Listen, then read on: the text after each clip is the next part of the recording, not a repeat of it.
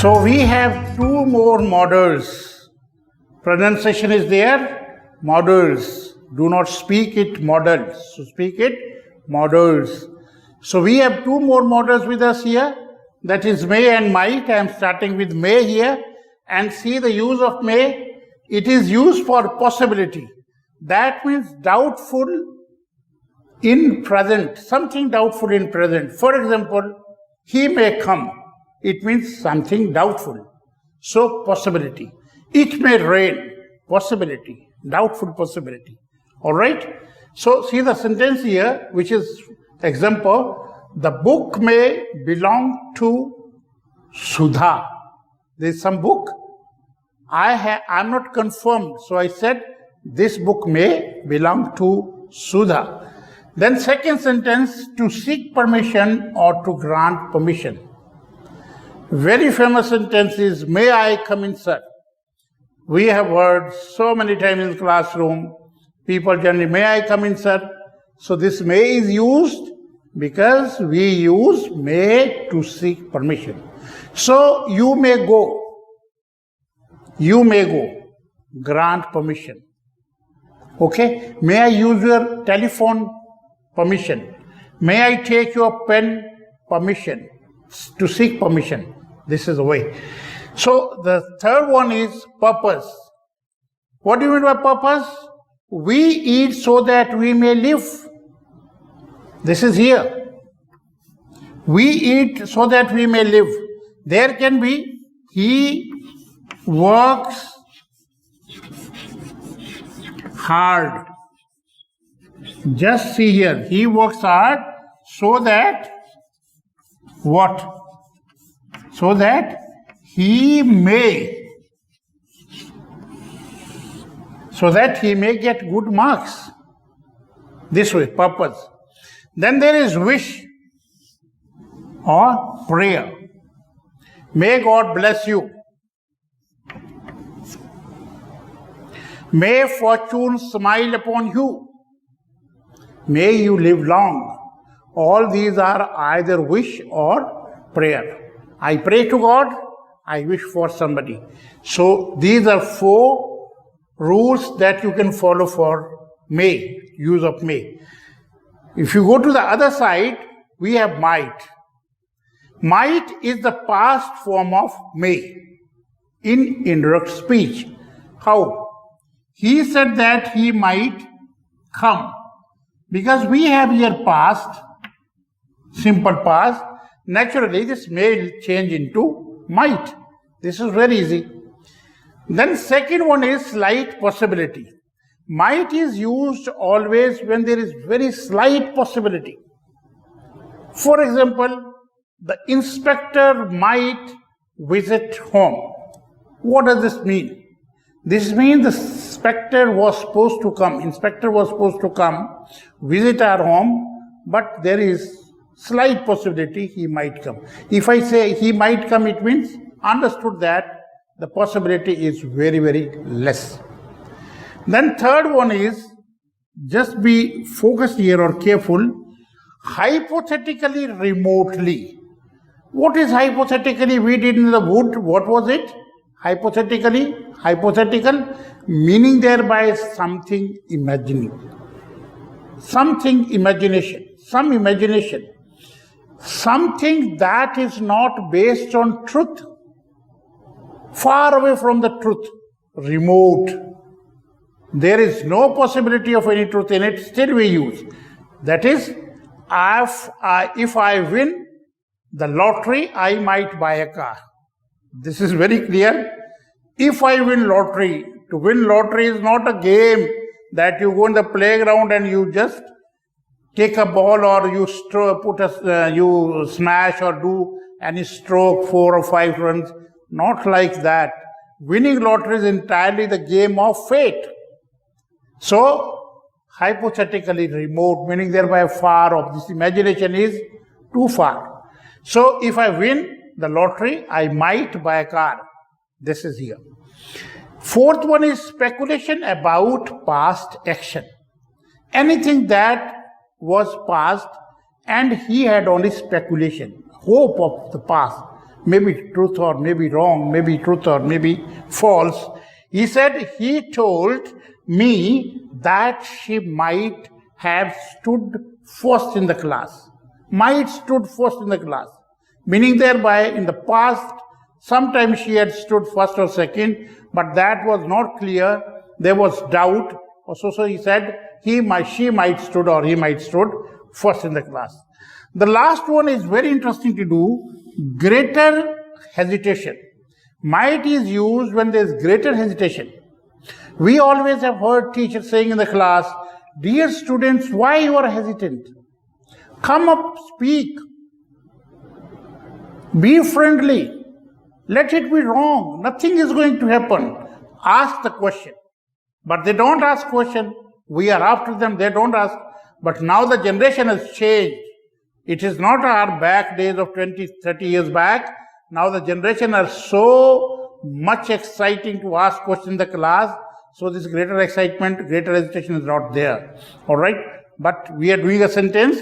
See, greater hesitation is, might I use your book? There are people who are very, very hesitant.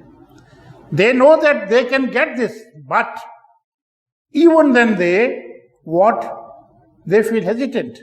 Might I use your pen? Might I use your telephone? So when you are having greater hesitation, we use might like this. All right? These are the rules. I always say, read once, twice, thrice.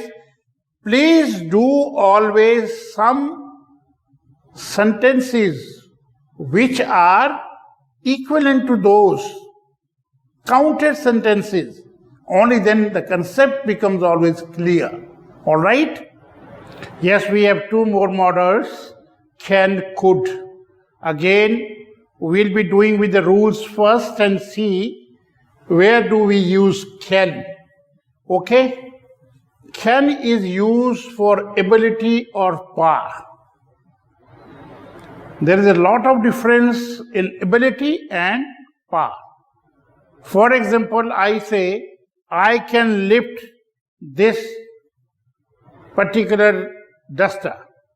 Lift. Is it power or ability? I am speaking to you in English. Is it power or ability? I can lift a carton. I can lift 100 kg or 50 kg. This is a power. This has nothing to do with ability. But I can read and speak English is ability.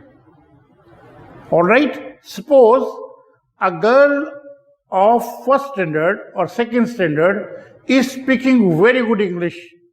Is it power or ability? Definitely it is ability. Dara Singh, you might have heard, who was Hanuman, played Hanuman role in Ramayana. He was great wrestler of this country, now no more. If suppose he is asked to swim in the swimming pool which he doesn't know, he cannot. But a girl of 10 years is swimming very well, but she knows, so that is ability. But if you ask opposite, Dara Singh to lift 300 kg, he will lift, or he could have lifted. But if a girl of 10 years, if you ask her to lift even 20 kg or 30 kg, it is not possible, because she is not having power. She needs to grow, do a lot of practice of lifting, only then. So there is a lot of difference in power and ability. We use can for ability or power. She can read English. I can lift this. I can lift this box of 30 kg. This is my power. This is ability. Okay? And the next one is power. So the second one is to grant permission. My dear friends, mind that to grant permission We use can, but be very careful. You can say to your students, you can now leave class. But you cannot say your elders, you can leave now my home. You will say always, if you want, you may now, because you are not willing to stay here, but you will never say you can. So you can grant permission to somebody who are of your age. This is very important to listen carefully. To grant permission, you can contact me next Sunday. You are speaking to somebody who is of your status, who is either of your friend, who is of your age. All right? Otherwise, we'll use, you may contact me next Monday, next Sunday, like this. So third one is, this is again very interesting to know. This is can't. C-A-N-T. Can't means negative. Can't is an idiom. Just be careful here. Can't is an idiom. Okay? Means cannot avoid. We use sometime. We have given here a sentence to you. See here. It is funny. It is funny. I cannot help laughing. So what does this mean here? It means cannot avoid. Cannot means cannot avoid. I means I could not stop laughing. Because he is so funny, I cannot help laughing. It means I could not avoid my laughing. So I laughed. But the modern grammarians, listen this carefully again. Modern grammarians, they always say, this cannot is to be written like this. These are two separate words. Can, not, like this. These are two words, write like this, cannot, not like this. This is also a point to remember. But we are doing here simply the use of can. So even cannot we can use like this. Then the last one is to seek permission, as to grant permission, to seek permission. We did already this in polite also. To seek permission, can I come in? See here, can I come in? Can I do this? Can I do this? Something of this type, okay? Can I do this? But remember, my dear friends, can I come in is impolite. It is not polite request, it is impolite. So you should not say this, can I come in? Wrong. Can I do this? Wrong. You can, you have power, ability, everything. But when you are seeking permission, always use, may I do this? May I go out? May I come in? May I take your pen, like that? So seeking permission, you should not use this. This, it means that this is wrong that way. Otherwise, when we are talking to our friends, we say, can I take your pen? Can I take your book? We never say like that. I am going to do here certain polite request is expressed in 4 ways. I'll be starting in the next page because we have done already may and might here. So let's start with could now. As I did in the past, may and might. Might was the past form in indirect speech. Similarly, past form of can in past. Okay? Past form can in past. She said, remember this said here, I can sing. Okay? So this can, we change according to this. So it is in could. It is in indirect speech, it is could. She said that I could sing. All right. Had there been she says, then we could have used I can. But it is said, so could in indirect speech. Second one is ability. We did this side also. I could solve sums. I could solve all sums. Say right here all sums. I could solve all sums. This is your ability. This you need to do like this. So Third one is polite request. I am emphasizing a one point. This is the need. I request all the teachers of English who are teaching the kids, students, even the competitive examination point of view, I always request, remember these four. Polite request is expressed in English four ways. I am starting with first one. Say, will you show me your pen? This is polite request that you can use with your friends, people of your age.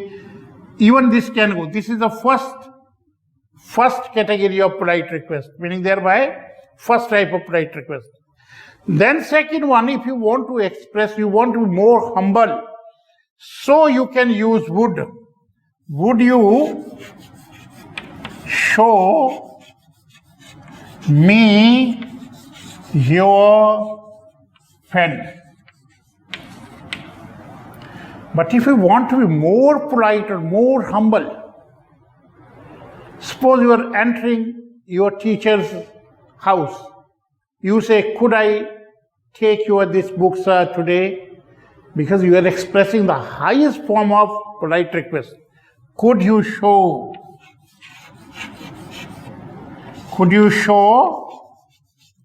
me your pen? New pen you have bought, and so this is the rating sense, rating. First type of this, second is this, third is. I tell you very interesting figure here, facts here. Will is used by 90% people of this country. Will you get me a book? Will you lend me some money? Then there are, say, 5% people who use, 5 to 7% people who use would also. Would you lend me money? Would you do this for me? Polite request. There are only 3 to 4% people, 3 to 4% people, meaning there were 99. Now only 1% left. So 3 or 4% people who speak English, I am talking about those who speak English, they use only, could you show me your pen? Never use, can you show me your pen? Could you show me your pen? So these are the type of polite requests that you can express. The highest type is could. But when you are talking to some stranger to whom you do not know, or talking to your superiors, suppose you are talking to a principal, suppose you are talking to somebody who is at very higher position. So use always, I wonder if you could or would. Okay? Show me your pen. Show me your pen.